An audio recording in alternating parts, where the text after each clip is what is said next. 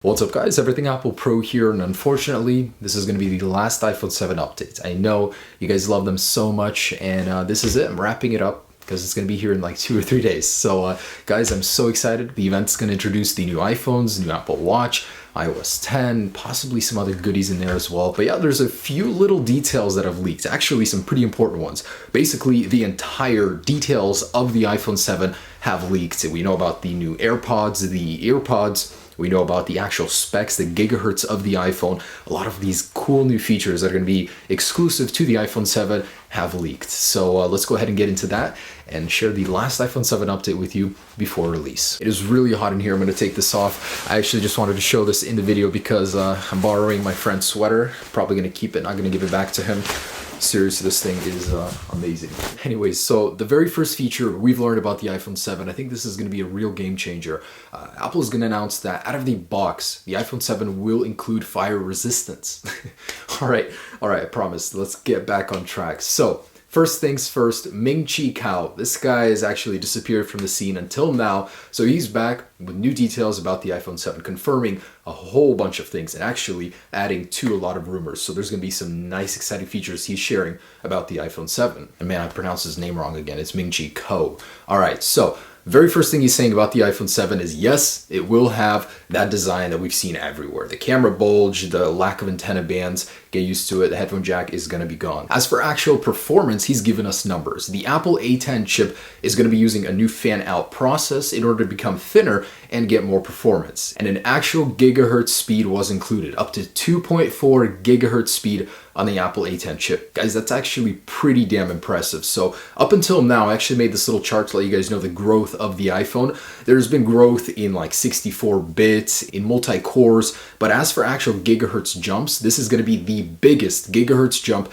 ever from an older iPhone to a new one. So look at this, from the original iPhone there was no change to the second, and so on. Now we're going to be seeing a 550 megahertz increase from the 6S to the 7. That is massive. So it may not be like a huge change in actual usability, but just in number wise, I'm letting you guys know. So I think a big selling point of the iPhone 7 is going to be the speed. And he does confirm that the iPhone 7 Plus will be receiving the exclusive 3 gigabytes of RAM. Storage, he did confirm, will start at 32, 16 gigabytes is gone, 128 and 256 gigabytes. Not just one, but 2 new colors. Ming-Chi Kao is confirming this, and I think that is amazing. Great news for anyone looking to upgrade, to get a change in the look. And 2 colors being dark black and piano black. So dark black will actually be replacing space gray. I think it's sad to see it go. Would have liked to see these two added on, but hey, this is going to be a sexy color. Now, besides this, the other color is piano black. That's that glossy black color I talked about in my last update video. So all the rumors are starting to make sense. They're combining. We're going to see 2 new colors on the iPhone 7. That is awesome. And this leak was also confirmed last week by that image of the SIM card trays. So it's all coming together nicely now. He did also confirm that all of the new screen technology from the iPad Pro will be migrating to the iPhone 7. So we will be seeing new display improvements, just not in the resolution side. We're going to be seeing the new True Tone display feature, which will put new sensors on the top of the display, and it'll act as a better night shift. Basically, your surrounding ambience is what's going to dictate the color temperature of your display instead of the current time and the time zone you're in. Also, the new display will support P3 color gamuts, available on the iMac, on the iPad Pro, and now on the iPhone. You're going to be able to see the colors of that fantastic camera better on that display. The cameras are to remain at 12 megapixels. He did also confirm that the 7 Plus will have optical zoom, so that's great news. And by his words, he said it will have light field camera applications. So we're getting closer to where a DSLR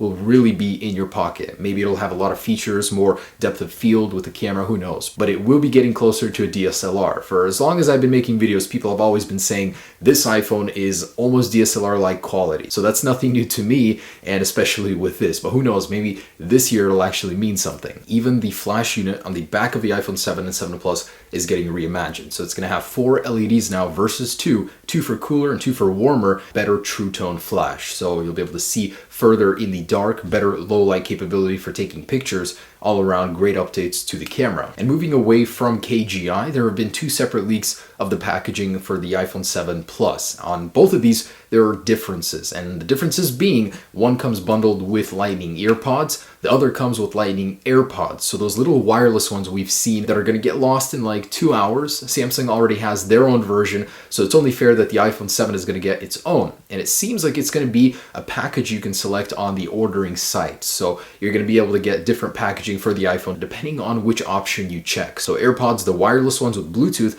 or EarPods, the ones that are wired, and you're actually going to get an adapter in the box, confirmed by this packaging. This one actually kind of surprised me. I was not expecting this. So on the bottom of the models for the 7 and 7 Plus, we've been seeing those dual speaker setups. However, one of them is not a dual speaker, so it's still going to have one speaker. It'll be a mono speaker iPhone. The other slot is purely for aesthetic purposes. KGI, again, back to Ming-Chi Kuo, he's saying that one of these is going to house a improved Force Touch controller. So it's going to be an entire sensor in that spot to improve 3D touch on the display. So possibly we're going to be seeing some sort of second generation 3D touch. But either way, that was a little bit surprising to me.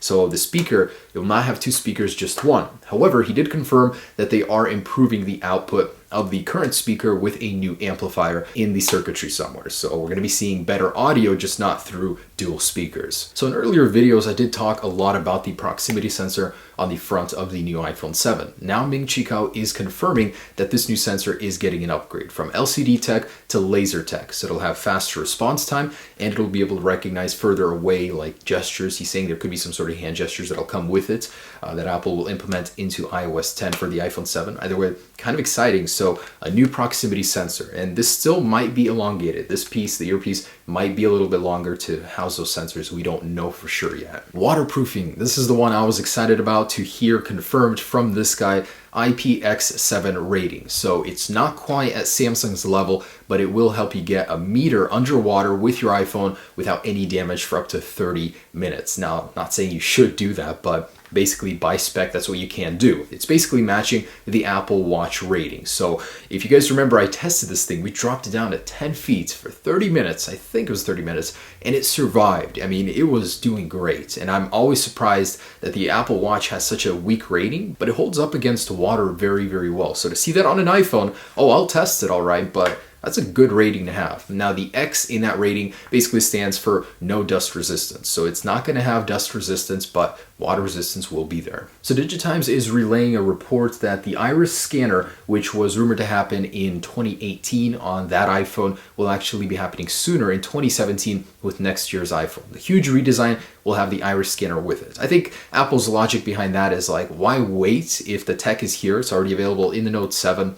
And it's here. Just put it in the iPhone next year with the major redesign. And not directly iPhone 7 related, but the Apple Watch is getting announced in just 2 days as well. And leaked components showed up from the Apple Watch 2 showing a bigger battery. 35% increase in battery life, a thinner display to actually make it fit in the housing. We're probably going to be seeing the same housing thickness, so it's not going to get any thinner, but it will have better battery life. Other features confirmed are barometer, better water resistance, and a GPS sensor built in, not cellular like earlier rumored. But guys, there it is, the iPhone 7, 2 days. I just wanted to, fill you guys in on the whole keynote before Apple even announces it. But if they manage to surprise me with anything, that'll be awesome, because I think we pretty much know everything there is to know already. And I'm actually going to be making a video after the event to talk about things that we got right and wrong. So the point of all of these videos, all the rumors and leaks, how much of it was true and how much of it was just fluff, stuff that didn't come true. I'm kind of curious myself, so